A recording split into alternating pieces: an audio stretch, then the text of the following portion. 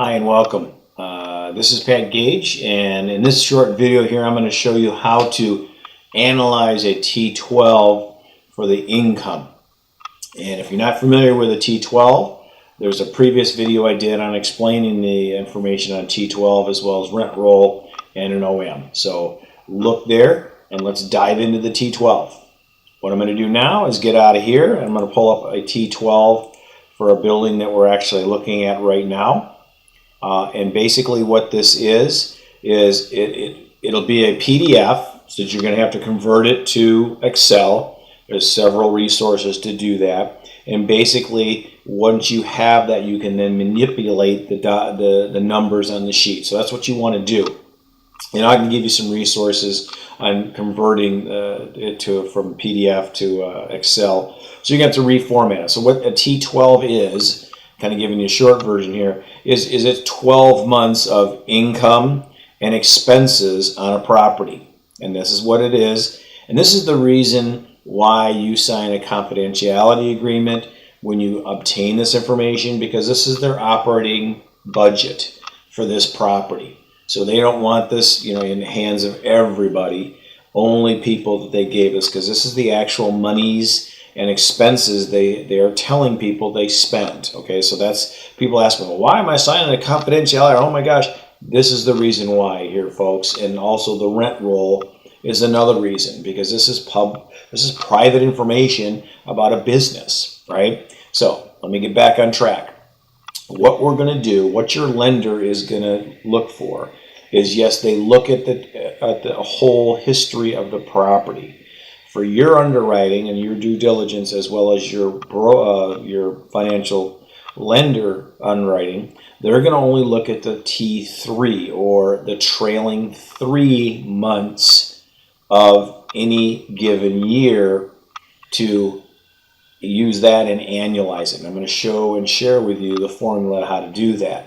So what that means is a T-12 and a T3 and a T6 is just a trailing 3 months, trailing 6 months. We just use the T because we're lazy and don't want to use trailing. So it would be the trailing 3, the trailing 12. So what I have here is a trailing 12, right? But I know my lenders look at it at a T3 and annualize that. So how you do that is you take the last 3 months of income, and this is only done on the income, okay? Expenses, you still pull all 12 months, okay? So let me make sure you get that. This is only done, a T3 annualized is only done for income, not for expenses, okay? This is how you do your due diligence. So what you do is you take your 3 months here, which adds up to 29,000 whatever, this number here. What you make a formula, and here's the formula up here. It's the sum of these 3 months, and then you times it by 4. Why do we times it by 4? Because there's 4 quarters in a year, and we're only taking 3 months, which is 1 quarter, so we have to get the other 3 months in there, so we times it by 4.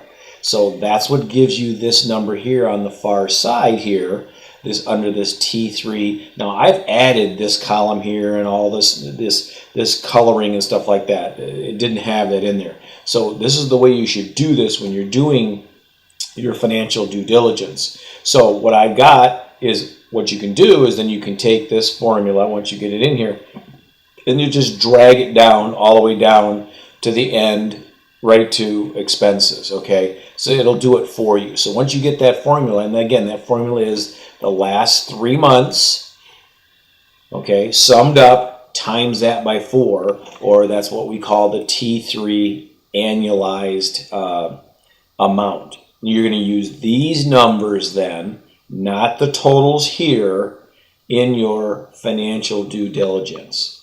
Now, I hope this is helpful. You do the same thing down here for all the other income that this property brings in. And you only do the T3 analyzed, again, like I said earlier, only for income. Now, the expenses, you enter it full year. You use all 12 months of the T12. Okay, that's how your lender looks at it. I hope this short video was helpful for you. Any questions or concerns, obviously you can leave comments. You can visit our website, but this is going to give you a better idea. So when you're analyzing this, you're looking at it from the lender's perspective. What this does for you is you can then talk intelligently to the seller or the broker and say, hey, this is why I'm offering this number, right? And another thing too, folks, is this really kind of gets that wheat from the chaff thing, right? They're X and X, and you know, here's some stuff that you came up. You're looking at it from a lender's eye, right? The person is going to give you the money for this, and you're coming in way down below here. That you can say, okay, well, we either have a deal or we don't have a deal, because the more information you can have in your tool belt when going and talking to the seller or the broker and saying, hey, listen, this is why I can only go up to this amount, because my lender's only going to lend me this amount. Or, you know, you say that you're at 116, or let's say 131, but you're really only at 129, right? That's a big difference, right? It may seem, a couple $1,000s, but you know what? You do that in a couple different rows here, you're talking hundreds of thousands of dollars, right? So that's why you need to understand this. Again, annualizing the T3 information on the income only will help you do better financial planning, better financial analysis when you're looking at apartment buildings. All right? Hopefully this was helpful. Thank you very much for joining me. We'll see you in the next video.